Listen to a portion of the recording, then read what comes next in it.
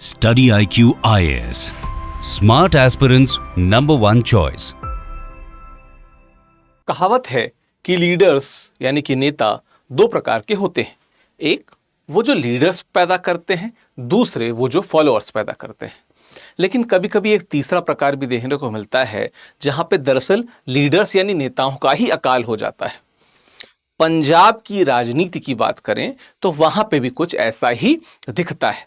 ऐसा लगता है कि भविष्य में जो पंजाब का नेतृत्व है, विभिन्न पार्टियों की बात करें यानी कि अक्रॉस ऑल पार्टीज बात करें, तो हमें एक केंद्रीय व्यक्तित्व कोई दिखता ही नहीं जिसको लेके शायद बात की जा सके। इसीलिए शायद सभी पार्टियां पुराने उदाहरणों को या पुराने महापुरुषों को सामने लाके उनके बिहाफ पे कहीं ना कहीं राजनीति करती दिखती हैं। आज के इस वीडियो में हम दरअसल देखेंगे कि क्या वास्तविकता में पंजाब में एक प्रकार का राजनीतिक अकाल है, या हम कह सकते हैं कि पंजाब की राजनीति बार बार अपने भूतकाल की तरफ ही देख रही है भविष्य को सुदृढ़ बनाने के लिए। हम विस्तार से इस पर बात करेंगे, है ना, कि दरअसल ये जो पार्टियां जिस गहमा गहमी का शिकार हैं, क्या अतीत के प्रतीकों में ही फंसी रह जाएंगी। जैसे हम कहते हैं ना कि कई बार हम सिर्फ भूतकाल की बात करते रह जाते हैं और वर्तमान खोखला होता चला जाता है। कुछ इसी प्रकार का सीन दिख रहा है पंजाब में। विस्तार से इस पर बात करेंगे। ये मेरा टेलीग्राम है जो कि अब शुरू हो चुका है, ये मेरा इंस्टाग्राम है जो हमेशा से शुरू था, तो दोनों जगह आप जुड़ सकते हैं। पीडीएफ आपको यहाँ पे प्राप्त होगा। कोई कंफ्यूजन है यूपीएससी के रिलेटेड, हिंदी लिटरेचर को रिलेटेड, आप यहाँ पे मुझसे पूछ सकते हैं। यहाँ पे मैं अपने पीडीएफ भी शेयर करता हूँ। चलिए पहले मैं बता दूं कि समस्या क्या है। समस्या ये है कि जो 2027 में चुनाव होने वाले हैं उससे पूर्व बहुत सी चुनौतियां हैं और उनका समाधान खोजने के लिए अगर देखा जाए तो दरअसल अक्रॉस ऑल पार्टीज हम जो देखते हैं कि वर्षों पुराने जो नायक हैं उनको सामने रख के राजनीति की जा रही है या उन पे राजनीति की जा रही है, तो ऐसा लगता है कि क्या आसपास के समय में किसी बड़े नायक को हमने उभरते नहीं देखा है ना। अब अगर देखा जाए तो GS paper 2, GS paper 3, GS और एसे एथिक्स, इन सब में इसकी उपयोगिता है। जैसे कि कह सकते हैं ना कि अतीत के नायकों के सहारे वर्तमान की जो राजनीति हो रही है कहीं ना कहीं एक प्रकार की नेतृत्व शून्यता से दिख रही है। हम बेसिकली इस पर ही बात करेंगे। जीएस 2, जीएस 3 और एथिक्स और ऐसे में कहाँ पे इसका यूज है, आप इसको प्लीज यहाँ पे देख लीजिएगा। ठीक है, चलिए देख लेते हैं कि हो क्या रहा है। अब अगर हम बात की जाए तो जो भाजपा और अकाली दल हैं वो कहीं ना कहीं महाराजा रणजीत सिंह की बात करते हैं, ठीक है, जो सरकार एक खासा मॉडल को आगे बढ़ाने का प्रयास करते हैं। महाराजा रणजीत सिंह की बात की जाए तो थोड़ा शॉर्ट में बताता चलता हूं कि जब आप आधुनिक भारत के इतिहास को पढ़ते हैं और आधुनिक भारत के इतिहास में जब आप मुगलों को कमजोर होते देखते हैं, है ना, जो लेटर मुगल्स की बात करते हैं या कमजोर मुगलों की बात करते हैं, वहां पे आप देखते हैं कि बहुत से आक्रमण होने लगे बाहर से, है ना। तो जो बाहर से जो आक्रमण हो रहे थे, इस कारण हुआ क्या कि पहले तो चलो मुगल शासन जब मजबूत था तो वो बाह्य आक्रमणों का जवाब दे देता था, लेकिन जब बाहर से आक्रमण होने लगे, मुगल शासन भी कमजोर होता गया, तो पंजाब में क्या हुआ कि लोगों ने जत्थे बनाए, मिसल बनाए। तो कुछ 12 मिसल बने। उनमें से एक बहुत प्रोमिनेंट मिसल था जिसको सुकर चकिया मिसल कहते हैं। उसी सुकर चकिया मिसल से रणजीत सिंह बिलोंग करते थे। और इनका अगर देखा जाए तो चूंकि इनकी शादी जिसमें हुई थी वो एक अलग मिसल था, तो 2 मिसल की कमान इनके पास आ गई थी। तो he was quite a prominent figure in Punjab, है ना। और सरकारी खालसा का उनका जो मॉडल है वो उस समय भी बड़ा प्रचलित था, क्योंकि एक प्रकार से सबके लिए उनके दरवाजे खुले थे और बहुत ही इंक्लूसिव यानी कि समावेशी सा मॉडल था। दूसरे नंबर पे आम आदमी पार्टी की बात कर ली जाए, वो शहीद भगत सिंह को केंद्र में रखते हैं। अब देखिए इसमें तो कोई दो राय है नहीं कि शहीद आजम भगत सिंह से बड़े क्रांतिकारी कुछ ही हुए होंगे। मतलब हम कहते हैं कि कुछ 2-4 वो क्रांतिकारी जिनको बहुत प्राउडली पढ़ने का, उनके बारे में जानने का मन करता है, और क्या शानदार वो व्यक्तित्व थे खुद में भगत सिंह। तो ऐसे भगत सिंह को एज एन केंद्र में रखना बुरा नहीं है, पर बात क्या है कि राजनीति वर्तमान में हो रही है। निश्चित तौर पे चाहे रणजीत सिंह की बात की जाए, भगत सिंह की बात की जाए, बहुत प्रोमिनेंट और बहुत इंपॉर्टेंट, बहुत महत्वपूर्ण फिगर थे, लेकिन वर्तमान में वो जो शून्यता है उस शून्यता का क्या। वहीं तीसरी तरह देखा जाए तो दमदमी टकसाल, आप सब ने जरनैल सिंह भिंडरावाले के बारे में सुना होगा।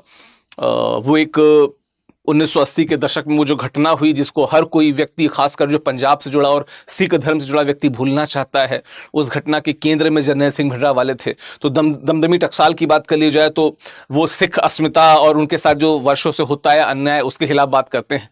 तो आप देखिए 3 धाराएं हैं और अमूमन अन्य प्रदेशों में महापुरुषों को जो आइडलाइज करते हैं तो इतना वेरिएशन तो अमूमन कहीं दिखता नहीं है, लेकिन खैर यहाँ पे देखने को मिल रहा है। चुनाव भी है। अगर हम राजनीतिक अस्तित्व की बात करें तो क्या क्या चीजें हैं कि क्या हो रहा है, मूल कारण क्या है। तो पहला देखा जाए तो स्वतंत्रता के बाद से कहीं ना कहीं आप कह सकते हैं बहुत से आप नेताओं को देखेंगे। आप कम्युनिस्ट नेता हरकिशन सिंह सुरजीत की बात कर लें, आप प्रकाश सिंह बादल से लेके कैप्टन अमरिंदर सिंह से लेके बहुत सारे उदाहरण हैं, आप सबकी बात कर लें। लेकिन फिर भी एक कोई सर्वमान्य स्टेट्समैन के रूप में कोई व्यक्ति, एक सर्वमान्य नेता के रूप में कोई व्यक्ति नहीं दिखता है। एक तो कारण ये है। दूसरा क्या है, वहां जो अन्याय के विरुद्ध खड़े होने वाले व्यक्तित्व है या जो नायक हैं, कहीं ना कहीं उनके प्रति ऐसा लगता है कि लोग बहुत जुड़ाव सा महसूस करते हैं। अन्याय को वहां पे धक्का सेंस में कहा जाता है, तो ऐसा माना जाता है कि वो सभी व्यक्तित्व जिन्होंने अन्याय के खिलाफ खुद को खड़ा किया। अब देखिए, एक वर्ग है जो बहुत ही पोलराइज्ड है और उनको लेके अन्य पंजाब में भी बहुत ही पोलराइज्ड यानी कि ध्रुवीकृत ओपिनियंस हैं, वो है भिंडरा वाले। और भिंडरा वाले को जो लोग मानते हैं वो ये मानते हैं कि वो अन्याय के खिलाफ खड़ा था या खड़े थे। अब यहां पे अगर हम बात करें तो चाहे भगत सिंह की बात करें या रणजीत सिंह की बात करें, अलग अलग समय पे उन्होंने अलग अलग प्रकार के अन्याय के सामने वो भी खड़े थे। तो इसका मतलब यह है कि दरअसल एक सेंटिमेंट लोगों को पता है कि वो व्यक्तित्व जो अन्याय के खिलाफ था, हम उसके साथ अगर जाएं तो शायद लोग जुड़े हमसे। और तीसरी बात क्या है कि चुनावों में कहते हैं ना कि स्वयं को पंजाबियत का सच्चा रक्षक साबित करने की होड़, कि हम किस अपने प्रचार से लोगों तक ये संदेश पहुंचा दे कि हमसे ज्यादा पंजाबी कोई नहीं, या हमसे ज्यादा पंजाबी अस्मिता के बारे में कोई नहीं सोच रहा है ना। क्या है कि अतीत के प्रतीकों का उपयोग राजनीतिक दलों को क्या बिना राजनीति में उतरे हुए एक बना बनाया वोट बैंक जो है वो एक प्रकार से प्रस्तुत कर देता है। और प्रस्तुत नहीं भी करता है तो एक नैरेटिव तो कहीं ना कहीं पंजाब में चलता ही है कि अगर आप पंजाबी सेंटिमेंट से जुड़ने का, अस्मिता से जुड़ने का प्रयास करेंगे तो लोगों के सेंटिमेंट आपसे जुड़ ही जाएंगे। ठीक है, देख लेते हैं कि इसका उपयोग कैसे किया जाता है, प्रतीकों का उपयोग। तो सबसे पहले कार्यालयों में चित्र मूर्ति लगा देते हैं। जैसे आपको पता है कि बीजेपी अध्यक्ष जी ने रणजीत सिंह का चित्र स्थापित किया कार्यालय में, है ना। उसके बाद स्मृति स्थल राजनीति, पैतृक गांवों में शपथ लेना, शपथ ग्रहण करना। आम आदमी पार्टी ने खटखड़ कला में शपथ ग्रहण किया। चलो कोई बताएगा खटखड़ कला का रिलेशन किससे है? आज बातों में मैंने जिक्र भी किया थोड़ा सा। तीसरे नंबर पे क्या है कि वर्षगांठ पे विवादास्पद भागीदारी, जो ऑपरेशन ब्लू स्टार था उसके अगेंस्ट में जो वर्षगांठ उसकी मनाई जा रही थी, बेसिकली वहां पे महाराष्ट्र के एक नेता शामिल होते हैं, उस पर विवाद भी होता है। और थर्ड है कि जो वर्तमान विफलताएं हैं उनको छुपाने के लिए कहा जाता है कि अगर आप हमको चुनेंगे तो वो जो गोल्डन टाइम था, वो जो स्वर्णिम समय था, हम उसको वापस ले आएंगे। एक प्रकार से महसूस कराया जाता है कि हम कितने खराब स्थिति में है और वो गोल्डन पीरियड हम लेके आना चाहते हैं ना, वो राम राज्य हम लेके आना चाहते हैं, इसकी बात की जा रही है।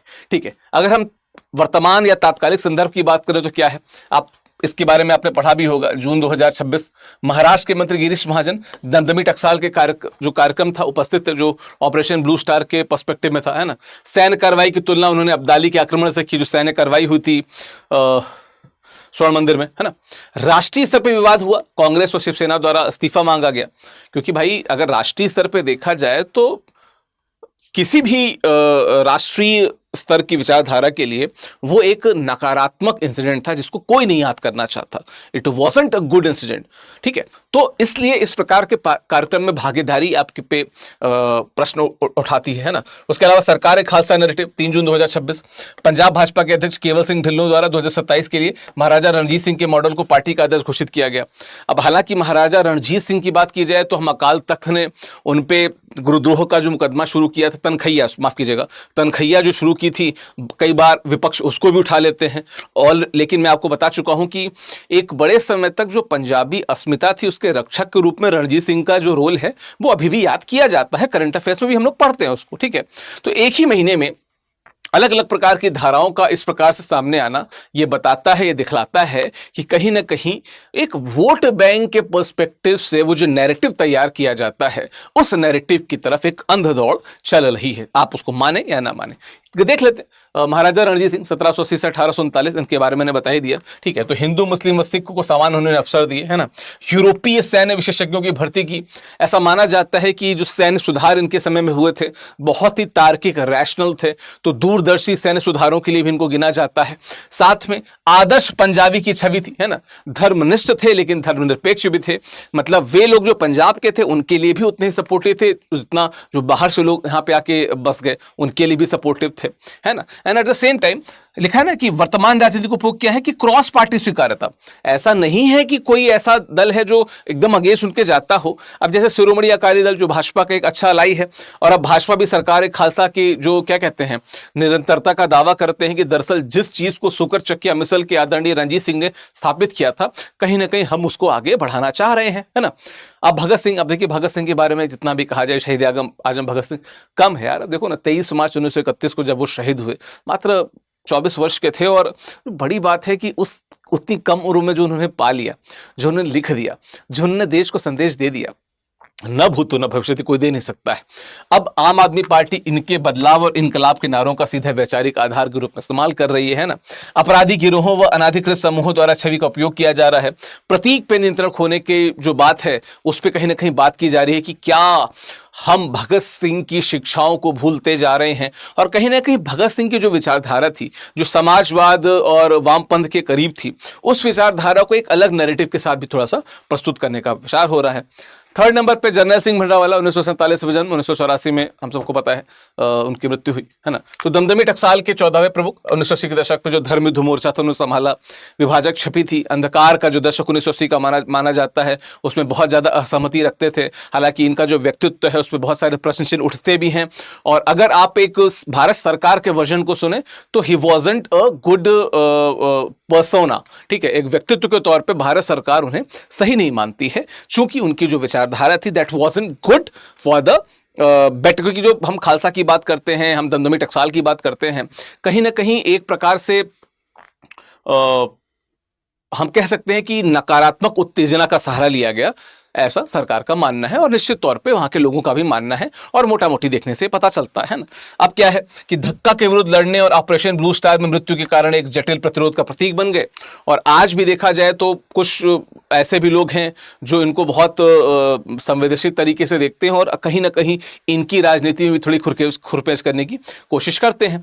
अब अगर हम कंपेयर करें तो 18वीं-19वीं शताब्दी में रणजीत सिंह थे, 20वीं शताब्दी के पूर्व में भगत सिंह थे, और 20वीं शताब्दी के उत्तरार्ध में भिंडरावाला, ठीक है। अब है क्या कि ये क्या थे, ये साम्राज्य निर्माता थे, शासक थे, ये क्रांतिकारी थे, और इनको ऐसा माना जाता है कि बेसिकली भिंडरावाले अलगाववादी थे, है ना। अब है क्या कि इनकी स्वीकृति सर्वसहमत है, इनकी स्वीकृति सहसहमत है। यहां पे देखा जाए तो एक बहुत ही पोलराइज सहमति विभाजित है। एक बहुत बड़ा वर्ग है जो पूरी तरीके से अलगाववादी मानता है, ठीक है, आतंक का प्रतीक मानता है। एक छोटा सा वर्ग वो भी है जो इनको भी अपना आदर्श मान लेता है। अब देखा जाए तो भाजपा, अकाली दल इनके राजनीतिक दावेदार, आम आदमी पार्टी भगत सिंह को कर रही है, दमदमी टकसाल समूह जो है वो कहीं ना कहीं जर्नैल सिंह भिंडरावाला को अपना आइडियल मानता है ना। अब इनका प्रतीकात्मक मूल्य क्या है? सुशासन, सरधम संभाव, साहस, क्रांति, युवा ऊर्जा और प्रतिरोध और उग्र अस्मिता की राजनीति। इस शब्द पे ध्यान दीजिए, उग्र अस्मिता की राजनीति, जो कहीं ना कहीं एक देश के लिए, खासकर एक लोकतंत्र के लिए बहुत सही नहीं मानी जा सकती। लेकिन फिर आप कहेंगे नॉर्थ ईस्ट में कुछ जगहों पे भी उग्र अस्मिता की राजनीति चलती है, वहां पे भी वो सही नहीं मानी जा सकती है। ये लोकतंत्र है ना। चलिए अब देखा जाए, पहला अस्मिता और रचनात्मक संकट। देखिए पंजाब के साथ क्या है कि गहन राष्ट्रवादी है लेकिन तीव्र रूप से क्षेत्रीय है। मतलब राष्ट्रवाद जो है वो भी क्षेत्रीय राष्ट्रवाद है। ऐसा नहीं है कि वो राष्ट्रवाद जो तिलक को भी समाहित करता है, जो लाजपत राय को भी समाहित करता है, जो दक्षिण भारत, उत्तर पश्चिमी भारत या उत्तरी भारत को भी समाहित करता नहीं, वो क्षेत्रीय अस्मिता से जुड़ा हुआ है। इस कारण थोड़ा सा ज्यादा लोकलाइज्ड है ना, इसलिए इसके संतुलन को साधना थोड़ा सा कठिन है। कहीं पे भी आप गलत अपने पांव रखे तो आप सत्ता से बेदखल हो सकते हैं। अगला जो धक्के का मनोविज्ञान है, यानी कि समकालीन अन्यायों तक समाज में जो लामबंदी की भावना है कि नहीं यार हमारे साथ अन्याय हुआ, विकास के क्रम में, सभ्यता के क्रम में, सत्ता के क्रम में, तो कहीं ना कहीं हमें उस अन्याय का बदला लेना है। और अंत क्या है कि सतत दार्शनिक आधार बनाने के बजाय लोग कहते हैं कि उधार के प्रतीकों को यहां पर ज्यादा प्रयोग किया जाता है। मतलब हम पिछले आजादी के बाद से 47 के बाद से क्या पंजाब कोई प्रतीक नहीं बना पाया, कोई बड़ा व्यक्तित्व नहीं बना पाया। शायद जिनको आगे लेके, जिनको एक हम कहते हैं केंद्र में लेके शलाका पुरुष बना के हम राजनीति कर सकते हैं, इस पे भी कहीं ना कहीं प्रश्न उठता है, इस पे भी कहीं ना कहीं विवाद होता है। चलिए, दूसरा कोण है शासन की विफलता। निश्चित तौर पे बड़ी बात है, क्योंकि चाहे हम नशे तंत्र की बात करें, बेरोजगारी की बात करें, कृषि संकट की बात करें, ठीक है, अलगाववाद की बात करें, बहुत सी विफलताएं भी दिखती हैं। आज़ादी के बाद पंजाब ने भारत को बहुत कुछ दिया, खिलाड़ी की बात कर लें, कृषि की बात कर लें, लेकिन बहुत कुछ छिना भी वहां से। वो जो छिना, उसकी बात कोई नहीं करता है, जिसकी बात की जानी चाहिए, है ना। दूसरी बात क्या है कि अब जैसे महाराष्ट्र के मंत्री जाके पंजाब में संवेदनशील घटना पे हस्तक्षेप कर रहे हैं, अपने बयान दे रहे हैं, तो कहीं ना कहीं जो इंटर स्टेट एक जो मर्यादा है, न सिर्फ उसका उल्लंघन है, बल्कि इस बात का भी उल्लंघन है कि आपकी छोटी सी बात किस मैसेज के रूप में देश में जाएगी, है ना। इस प्रकार से तो जो भी नकारात्मक अभिवृत्तियां हैं, आप उनको केंद्र में लाने का प्रयास करेंगे, है ना। अगली बात क्या है कि जो पंजाब की आंतरिक राजनीति है, वो कहीं ना कहीं जो एक प्रॉपर जो राजनीतिक प्रभाव है और सीमा पार आतंकवाद है, अलगाववाद है, उसके नैरेटिव से भी गवर्न होती है। आप सबको पता है कि चाहे आतंकवाद की बात कर लें, बाघा बॉर्डर से लेके हम बाकी बात कर लें, पठानकोट वगैरह एरिया को देख लें, या हम बात कर लें वहाँ के अलगाववाद की, है ना, इन सभी चीज़ों से पंजाब बहुत ज़्यादा प्रभावित रहा है। मतलब एक समय तो इतना प्रभावित था कि बहुत बड़े स्तर पे वहाँ पे अशांति थी। अब अगर शांति है, लेकिन फिर भी कुछ नकारात्मकताएं हैं, उसको कैसे सॉल्व किया जाए, पार्टियों को देखना होगा। तो निष्कर्ष के तौर पर क्या कह सकते हैं कि इतिहास का सम्मान नहीं है, एक प्रकार से हम कह सकते हैं कि संरचनात्मक राजनीतिक विफलता का प्रकटीकरण है, और उसको ही छुपाने का, ढकने का प्रयास किया जा रहा है ना। साथ में जब राजनेता भविष्य का रोड मैप देने में असमर्थ होते हैं, तो वो भूतकाल की तरफ ले जाते हैं कि अरे देखो कैसा था, हम वैसा ही कर देंगे। You do not have a plan. If आपके पास एक कॉन्क्रीट प्लान होता तो आप भूतकाल को बिल्कुल आप याद कीजिए, गर्व कीजिए, लेकिन भूतकाल पे ही टिके रहना कभी भी कोई सॉल्यूशन नहीं है। इवन भारत भारती जब मैं हिंदी साहित्य में पढ़ाता हूं, तो मैथिली शरण गुप्त कहते हैं कि भविष्य का समाधान क्या है, बिना उसके नहीं हो पाएगा। हालांकि दिक्कत यह है कि मैथिली शरण गुप्त भी भविष्य के समाधान के रूप में भूतकाल की ही बात करते हैं। थोड़ी सी एक दुविधा की बात है, द्वंद्व की बात है ना। तो क्या करते हैं, जनता को अतीत के स्वर्णिम युग, ये ऐतिहासिक अन्यायों के चक्रव्यूह में उलझा देते हैं, जिससे वर्तमान की जवाबदेही समाप्त हो जाती है। लोग भूतकाल के विषयों पे ही लड़ने लगते हैं, जो पास्ट में हो चुका है उस पर सर फुटबॉल कर लेते हैं, वर्तमान का और भविष्य का जो चिंता है वो भूल जाते हैं पूरी तरीके से, ठीक है। अब देखिए, सभी जो टर्म है, धक्का क्या है, सभी चीज को मैंने यहाँ पे जो इंपॉर्टेंट शब्दावलियां हैं मैं हर अपने पीडीएफ में जोड़ देता हूँ, उसमें जोड़ दिया है, प्लीज इसको देख लीजिएगा। आगे की राह के रूप में क्या कर सकते हैं कि हमें समावेशी नेतृत्व की जरूरत है पंजाब में, जो न सिर्फ एक प्रकार से हम कह सकते हैं कि वर्तमान समय की समस्याओं को लेके आगे चले, चाहे नशा की बात कर लें, चाहे हम बात कर लें अलगाववाद की बात कर लें, आतंकवाद की बात कर लें, रोजगार की बात कर लें, कृषि की बात कर लें, इन समस्याओं को लेते हुए एक भविष्य उन्मुख सॉल्यूशन वाला जो नेतृत्व हो, जिसके पास कोई समाधान हो, उसके साथ जाए और वास्तविक मुद्दों पे वापस हो। नशा मुक्ति, कृषि विविधीकरण, रोजगार सृजन में विमर्श हो, इस पे बात हो, सिर्फ भूतकाल में ना अटका रहा जाए, और कहीं ना कहीं अस्मिता का सकारात्मक उपयोग कीजिए कि जैसे हम भूतकाल में अच्छे थे, वैसे भविष्य काल में उदाहरण आपके सामने देखे जाए, है ना। राष्ट्र निर्माण में हम बहुत सकारात्मक रूप से इसका प्रयोग कर सकते हैं, गिवन कि हमारी मंशा ऐसी हो। तो क्या कह सकते हैं कि निश्चित तौर पर अतीत के नायकों का सम्मान आवश्यक है, लेकिन वर्तमान की जो चुनौतियां हैं उनका उत्तर अतीत में नहीं हो सकता। आप एक प्रकार से उनको अनदेखा करने का प्रयास कर रहे हैं। हमें कहीं ना कहीं भविष्य की तरफ उन्मुख जो नेतृत्व है उसकी बात करनी चाहिए और उसको ही सपोर्ट करना चाहिए। तो कुल मिला के मेरा उद्देश्य यह था कि मैं इस बात पे चर्चा कर सकूं, जो कि आपने इंडियन एक्सप्रेस और द हिंदू में बहुत सारे आर्टिकल पढ़े होंगे, कि ये जो पंजाब में specific narrative, that to the past narrative, उसकी जो राजनीति हो रही है, उससे क्या पंजाब का भला हो सकता है? उत्तर है कायदे में तो नहीं हो सकता, क्योंकि आप भविष्य उन्मुख अगर समाधान नहीं है तो स्थितियां गंभीर हो सकती हैं। बाकी भारत का यूथ यानी कि आप सभी इस विषय पे क्या सोचते हैं, कृपा करके बताते जाइएगा। आपका जो ओपिनियन है उसका स्वागत है, मैं उसके जो कमेंट्स हैं उसको जरूर पढ़ूंगा। चलिए बताता चलूं कि 27 जून से स्टडी IQ में जो P2I स्मार्ट बैच हैं वो शुरू हो रहे हैं, ठीक है, जिनमें structured class, mentorship, assessment, revision और टेस्ट शामिल हैं। स्मार्ट तकनीक को हमने इंटीग्रेट किया है। इससे जुड़ना चाहते हैं तो आप मेरा कोड विकास लाइव का जरूर इस्तेमाल करें। मेरा कोड याद कर लीजिए, आपको हर कोर्सेज में मैक्सिमम डिस्काउंट ही लाएगा। Same goes with Hindi literature. 30 जून को एडमिशन क्लोज हो रहा है, तो अगर आप इस बैच से जुड़ना चाहते हैं तो अगेन मेरा कोड विकास लाइव इस्तेमाल कीजिए, चूंकि मैं ही पढ़ाता हूं।